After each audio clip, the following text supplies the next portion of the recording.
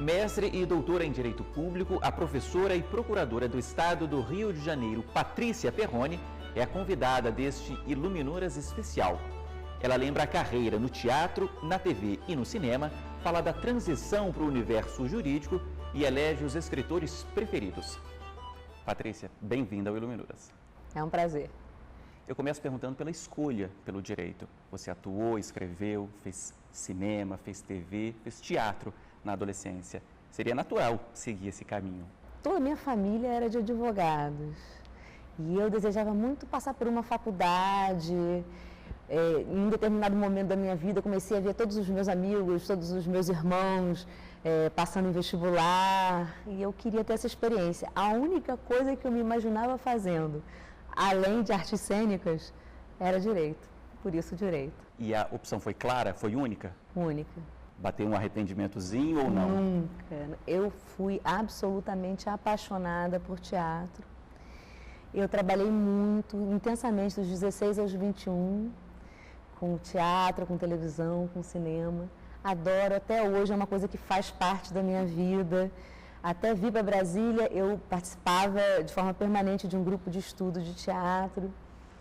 Mas foi um ciclo que se fechou e um outro que se abriu e é muito bem resolvido. Você então nem sente falta? Eu sinto falta, assim, mas a gente é sempre incompleto, né?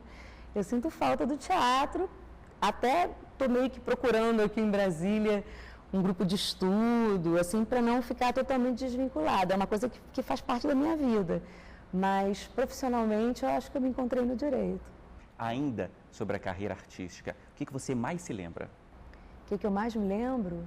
Do momento de estar em cena, do momento que antecede a entrada em cena, que é aquele momento de adrenalina, e de estar em cena, que é a sensação inversa. Enquanto você não entra, você fica muito nervoso, e depois que você entra, você esquece quem você é. Às vezes, quando você se dá conta, você já está no meio do espetáculo. Você quase não se lembra mais do que você já falou e do que você ainda vai falar, sabe? É uma sensação assim de como se recebesse um santo, como se deixasse de ser você um pouquinho e voltasse a ser você.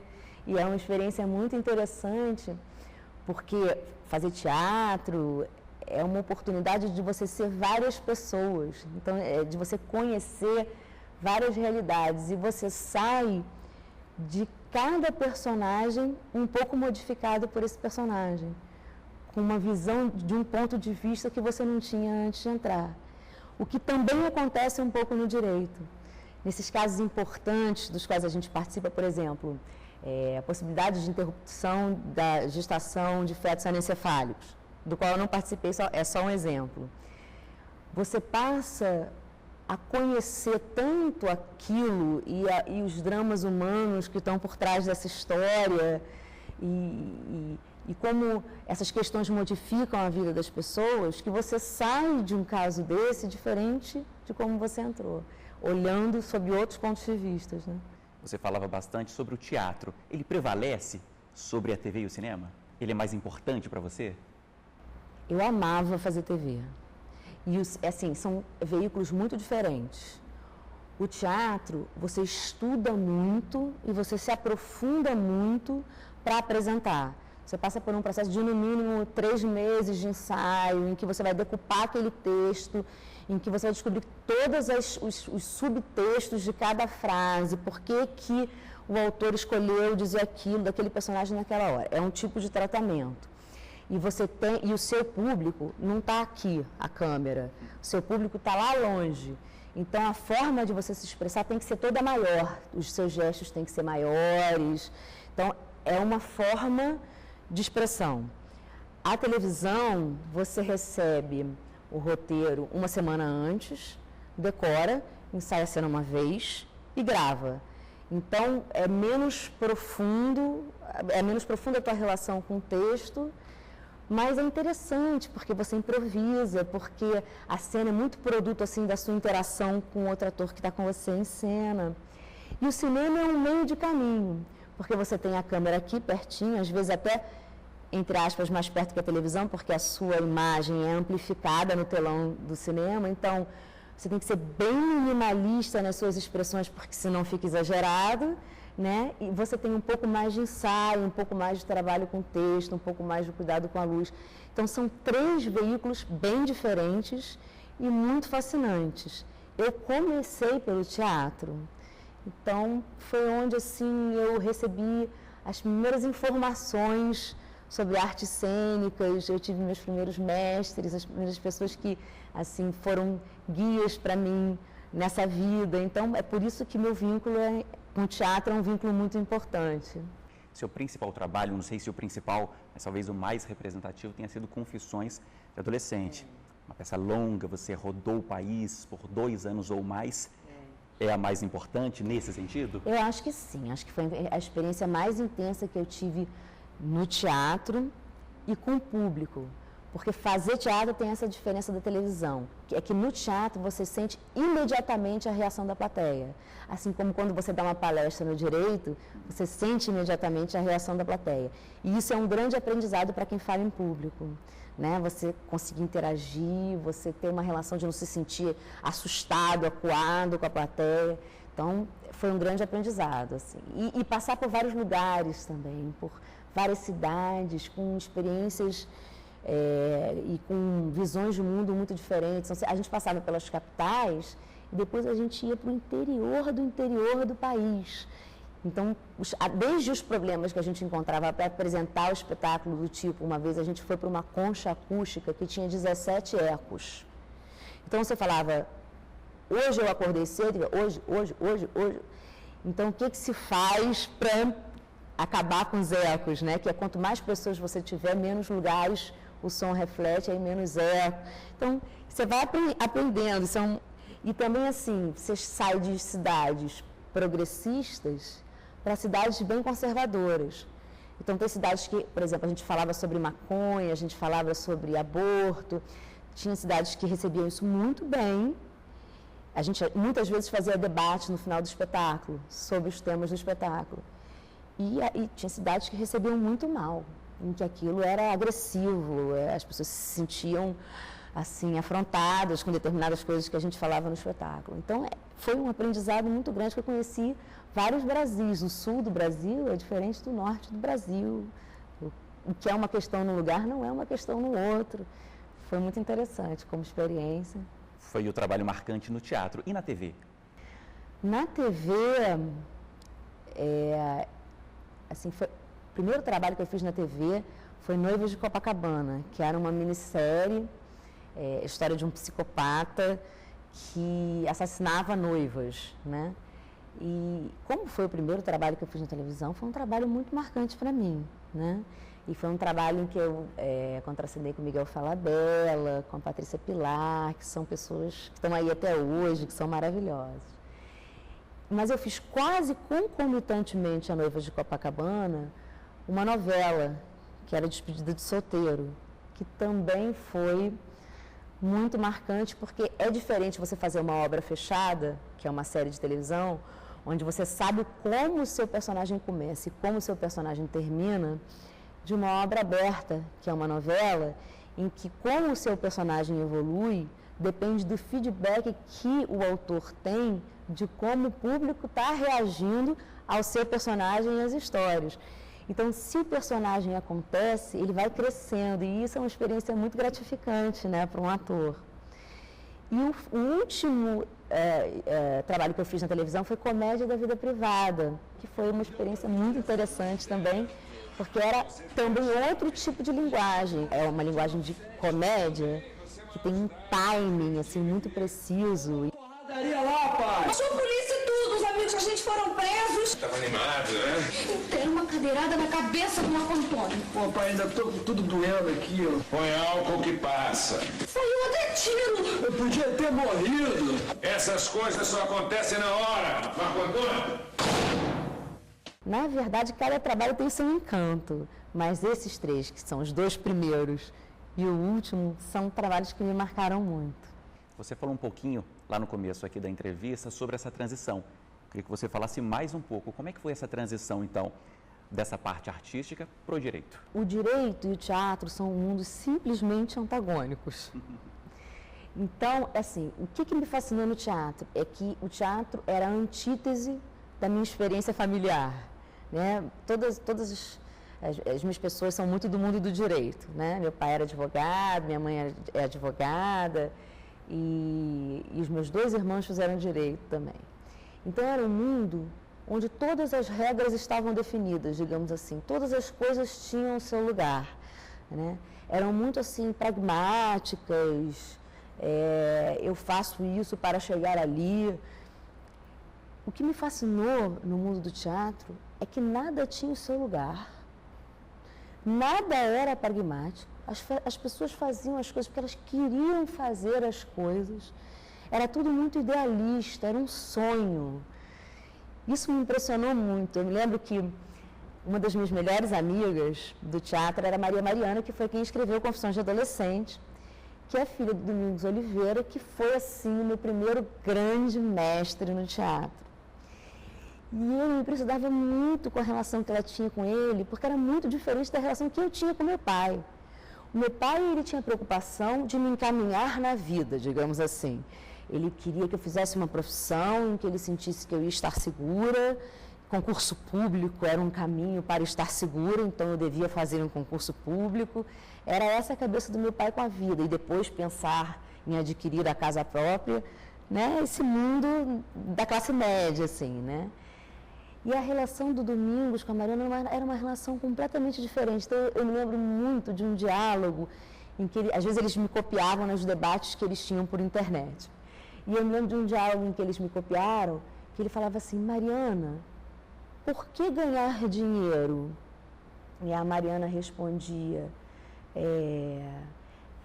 pai, eu sempre tive o sonho em ter um apartamento no Leblon, mas eu descobri que eu posso viver sem isso e que existem outras coisas que têm muito mais relevância para mim, como, por exemplo, ver os meus filhos crescerem. Nesse momento, eu quero acompanhar todos os momentos dos meus filhos. Aí ele respondia: não, Mariana, não é para comprar um apartamento no Leblon que a gente ganha dinheiro. A gente ganha dinheiro para poder delegar para os outros o trabalho chato que a gente não quer fazer e poder se concentrar só sobre aqueles trabalhos que a gente acredita que vão nos enriquecer. Todas aquelas pessoas com as quais eu interagia tinham questões existenciais, entendeu? Tinham uma dor, e isso é que fazia delas pessoas muito especiais. Grandes...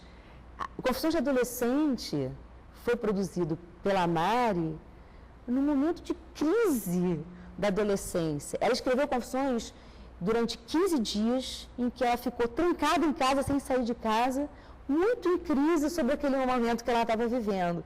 E depois, Confissões de Adolescente foi um fenômeno de bilheteria, porque, isso Domingos dizia, sempre que a gente fala sobre um sentimento de um indivíduo que é verdadeiramente profundo, no fundo ele é universal. Então, você consegue atingir todas aquelas pessoas que estão passando por essa mesma experiência. Então, por exemplo, Confissões foi produzido num momento de crise. As músicas do Chico Buarque, as músicas do Caetano Veloso, claramente algumas delas foram produzidas durante separações, durante perdas. Então, isso eu sinto falta no mundo do direito, encontrar a dor das pessoas, assim, né?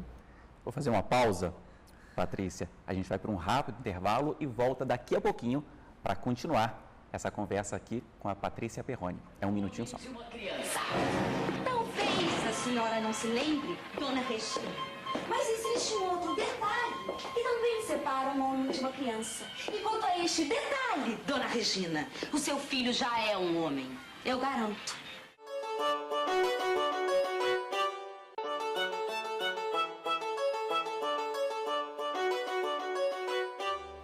O Iluminuras já está de volta para continuar essa conversa aqui com a Patrícia Perrone. Patrícia, a gente falou bastante sobre a sua vida artística, no teatro, na TV, lá no primeiro bloco. Agora eu queria perguntar o seguinte: como é que essa vida, como é que essa experiência te influencia no seu dia a dia hoje? Você é professora, procuradora do Estado do Rio e trabalha com o ministro do Supremo Tribunal Federal, Luiz Roberto Barroso. Na expressão, na forma de me colocar, de falar, eu acho que é um dado importante, porque quanto mais você exercita, né, uma faculdade, mais você aprimora. Na redação, porque na época do teatro eu escrevia também, eu cheguei a escrever alguns roteiros, numa tentativa de me deslocar para quem é a pessoa para a qual eu estou me dirigindo e tentar falar na linguagem dela, porque a linguagem do direito é uma linguagem que corre o risco de não ser compreendida, né? Agora, e que papel a literatura tem no seu dia a dia, na sua vida? Eu me socorro muito da literatura para me consolar, assim, quando eu acho que alguma coisa, alguma tentativa de decisão não foi compreendida, para eventualmente enriquecer alguns trabalhos que a gente esteja fazendo no momento, de votos e tal. O que a gente produz hoje é o resultado do que a gente acumula a vida inteira, né? A gente é a soma de todas essas referências que a gente leu. Agora, quem despertou em você esse interesse pela literatura? Então, quem despertou meu interesse pela literatura foi um dos grandes amores da minha vida, que foi o meu avô. Meu avô é uma pessoa, assim, absolutamente fora da caixa. Foi um homem que ele fez medicina, se formou em medicina, foi professor universitário do dia em que ele se formou até os 86 anos de idade, infelizmente faleceu com 87. E era aquele professor amado, que era homenageado todos os anos pelos alunos, e era um apaixonado pelos livros, não só por medicina, mas era interessado por tudo. Ele lia filosofia, ele lia história, ele lia muita poesia. E foi ele que foi me apresentando. Assim, as minhas tardes mais maravilhosas eram no escritório do meu avô, ou ouvindo ele ler para mim poesia, ou ajudando ele a escrever alguns dos muitos livros que ele escreveu. Ele escreveu assim uma dezena de livros sobre medicina, administração hospitalar e metodologia da pesquisa, e outras muitas dezenas de livros que eram dedicados à família e que era meio assim um esforço dele de orientar a leitura dos filhos e dos netos e de fazer com que os filhos e os netos tivessem acesso àquelas coisas que ele leu e que ele considerava as coisas mais importantes. Então, por exemplo, em poesia ele produziu vários volumes que ele chamou de Seleção das Seleções, que eram as seleções das poesias preferidas dele. Fernando Pessoa, por exemplo, eu sei alguns pedaços de poesia de Fernando Pessoa de cor, não porque eu li, mas porque ele leu para mim tantas vezes que eu acabei decorando aqueles pedaços de poesia. Fora o seu avô, você tem escritores, autores assim preferidos? Na literatura, eu gosto muito de Dostoiévski porque ele é extremo.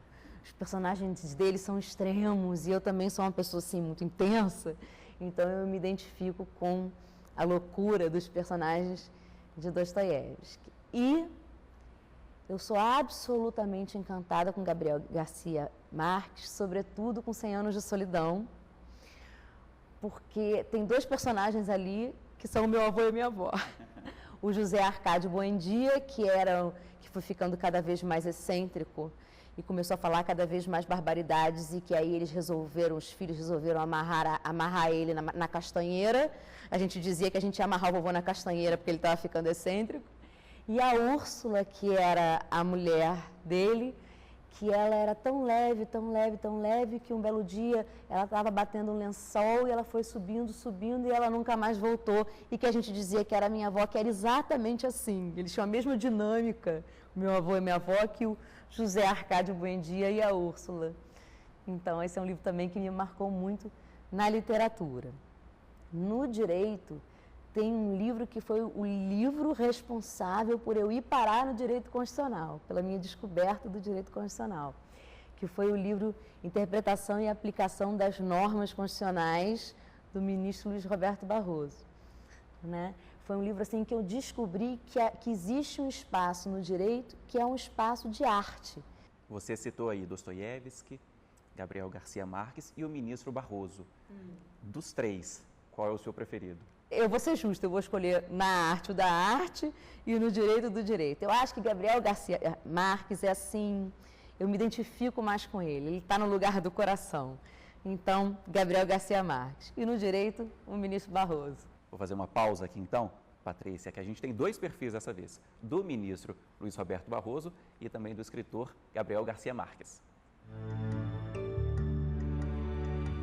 Nascido em Aracataca, na Colômbia, o vencedor do Nobel de Literatura de 1982 é um dos responsáveis pela criação e difusão do realismo fantástico pelo mundo. Publicado em 1967, o clássico 100 Anos de Solidão é seu livro mais traduzido. Garcia Marques morreu no ano passado, aos 87 anos de idade. Ministro do Supremo Tribunal Federal desde 2013, Luiz Roberto Barroso tem 15 livros publicados. É ainda professor titular da Universidade do Estado do Rio de Janeiro, com mestrado pela Yale Law School e doutorado e livre docência pela UERJ. Patrícia, para terminar, vamos falar agora sobre os seus livros. Eu estou com os 2 aqui. O primeiro é este aqui, Precedentes, o desenvolvimento judicial do direito no constitucionalismo contemporâneo. O que você defende aqui? O que eu examino aí é como o Supremo Tribunal Federal lida com seus próprios precedentes. O que leva o Supremo a superar um precedente? O que leva o Supremo a eventualmente decidir de forma inconsistente com um precedente? É isso. E o mais recente é este outro, Nos Bastidores do STF, que é o resultado da sua tese de doutorado, não é isso? Isso aí. E o que você trata? Bom, primeiro é preciso observar o seguinte, quando eu produzi esse livro, eu não estava nos bastidores do Supremo Tribunal Federal e a tese sempre teve esse título. Eu até fiquei na dúvida se eu deveria manter, porque eu não queria que parecesse que eu estava assim, expondo o que eu estava vivenciando naquele momento. Então, por isso eu sempre faço essa ressalva. Mas eu acho que o título gera interesse e por isso eu mantive. Esse livro é uma tentativa de responder a seguinte pergunta: quais são os fatores que efetivamente interferem na decisão do Supremo Tribunal Federal? Porque assim, quando a gente está na faculdade, a gente aprende a interpretar o texto da Constituição e aí a gente aprende que a Constituição, você tem que interpretar de acordo com o texto, você tem que interpretar de acordo com o que o legislador falou, com a história legislativa, mas, sobretudo, com o sistema, aquela interpretação tem que ser compatível com a interpretação das outras normas e com as finalidades para as quais uma norma constitucional foi instituída. E existem hoje algumas coisas mais sofisticadas do que essa interpretação. Mas, muito claramente, quando você está em juízo, como advogado, você percebe que não necessariamente o argumento jurídico mais forte é aquele que efetivamente vai prevalecer. E essa parte não te contam na faculdade.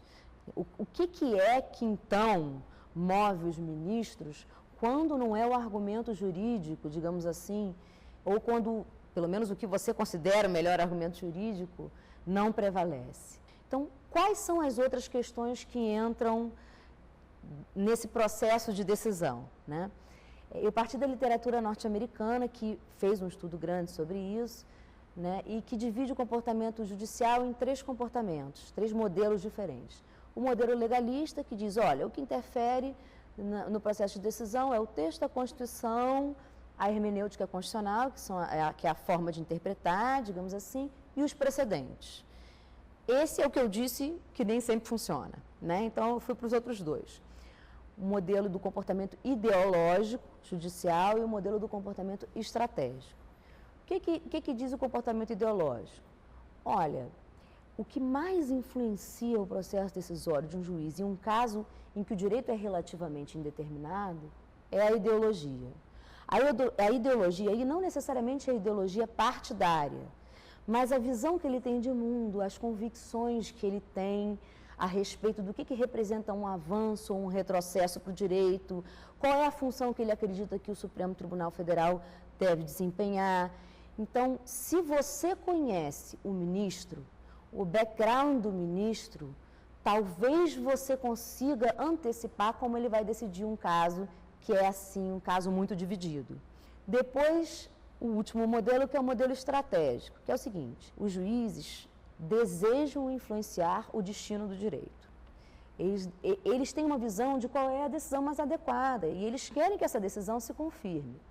Sempre que a decisão dele depende de um terceiro, ou para ser afirmada, ou para ser cumprida, ele pode chegar à conclusão de que proferir a decisão que ele considera a decisão ideologicamente ideal não é um bom caminho, porque ele não vai conseguir a adesão dos demais ministros e ele vai perder, ele vai ficar vencido.